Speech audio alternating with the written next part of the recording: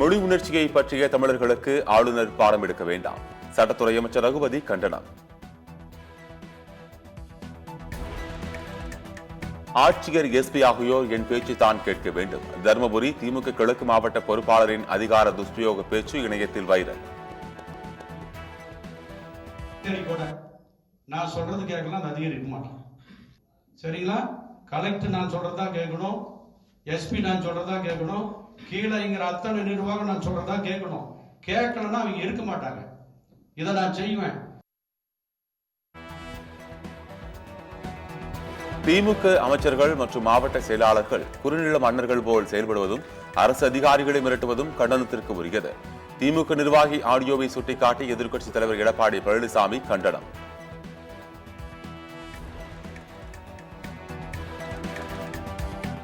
சம்மனை வீட்டில் கொடுக்காமல் கதவில் ஒட்டிச் சென்றது ஏன்? காவல்துறையின் நோக்கம் என்ன என சீமான் அடுக்கடுக்கான கேள்வி.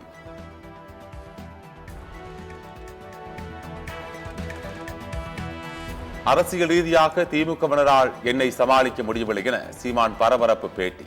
அதிகாரம் யாருக்கும் நிரந்தரமில்லை என சீமான் காட்டம்.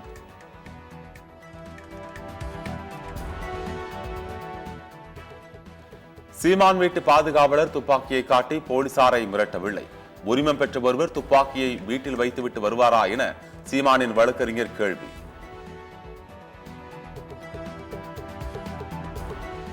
போலீஸ் சம்மனை படிப்பதற்காக தான் கிழிக்க சொன்னேன் என சீமான் மனைவி கையில்விழி பேட்டி. இருவராடால் பாதுகாவலர்களை போலீசார் தாக்கியதாக பரபரப்பு குற்றச்சாட்டு. கிளிங்க தம்பி, போலீஸ் போயிட்டாங்க அப்படின்னு சொன்னாரு. அதனால நான் கிளிக்க சொன்னேன். நான் தான் கிளிக்க சொன்னேன். அவரை நான் படிக்கிறதுக்காக கிளிக்க சொன்னேன். அவர் கிழிச்சு என்கிட்ட கொண்டு கொடுத்தாரு. கொடுத்துட்டு நான் அது உள்ள உட்காந்து அது 2 முனை கிழிஞ்சதுனால உட்காந்து அதை படிச்சுக்கிட்டு இருந்தேன். சீமான் வீட்டில் சம்மனை கிழித்த விவகாரத்தில் கைதான 2 தொடர்பான ஆட்கொணர்வு மனு அவசர வழக்காக விசாரிக்க சென்னை உயர்நீதிமன்றம் மறுப்பு.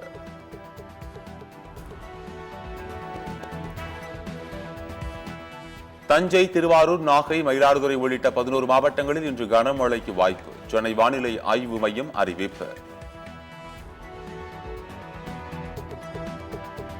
இந்திய வானிலை ஆய்வு மையத்தின் தென்மண்டல தலைவராக உள்ள பாலச்சந்திரன் இன்றுடன் ஓய்வு. புதிய தலைவராக 34 ஆண்டுகள் வானிலை ஆய்வு மையத்தில் பணியாற்றி வரும் அமுதா நாளை பொறுப்பேற்பு.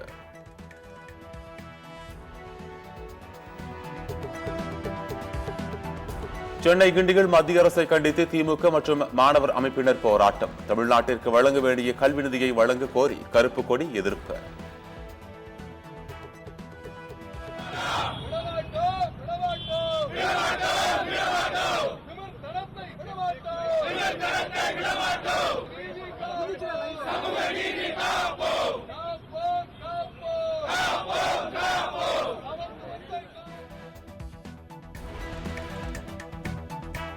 ஆளுங்கட்சியை தவிர பிற அனைத்து கட்சிகளும் எதிர்கட்சிகள் தான். அதிமுக தான் பிரதான எதிர்கட்சி என தமிழக வெற்றிக் கழகத்திற்கு எடப்பாடி பழனிசாமி பதிலடி.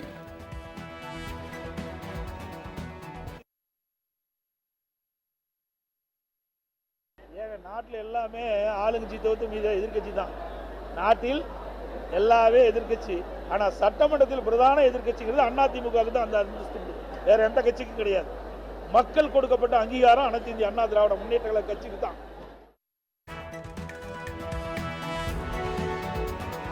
தொகுதி மறுசீரமைப்பு தொடர்பான அனைத்து கட்சி கூட்டத்தில் அதிமுக பங்கேற்கும். பொதுச் செயலாளர் எடப்பாடி பழனிசாமி அறிவிப்பு.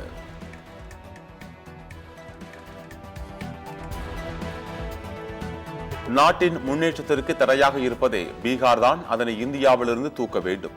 கேந்திரிய வித்யாலய பள்ளி ஆசிரியர் சர்ச்சை பேச்சு.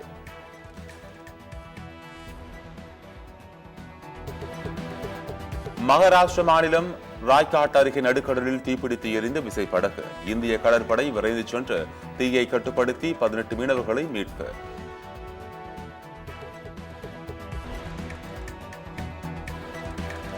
ராமநாதபுரத்தில் விசைப்படகு நாட்டுப்படகு மீனவர்கள் உண்ணாவிரத போராட்டம். இலங்கை சிறையில் உள்ள மீனவர்களையும் விசைப்படகுகளையும் மீட்க நடவடிக்கை எடுக்க வலியுறுத்தல்.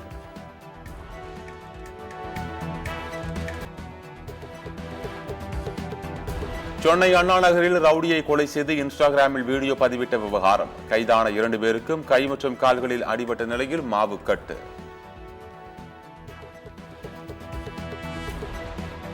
சென்னை தாம்பரம் அருகே ஆசிரியர் கண்டித்ததால் மாணவர் தற்கொலை செய்து கொண்டு விவகாரம். உடலை வாங்க மறுத்து அரசு பள்ளிய உறவினர்கள் முற்றுகையிட முயன்றதால் பரபரப்பு.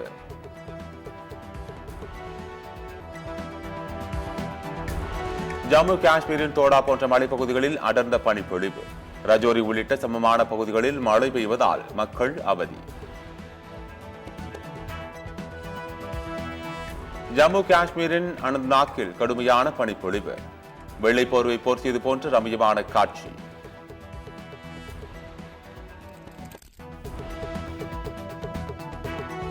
மும்பையில் பைகுலா பகுதியில் 57 மாடிகள் கொண்ட குடியிருப்பில் பயங்கர தீ விபத்து. ராட்சத ஏணிகளை கொண்டு தீயை அணைக்கும் பணி தீவிரம்.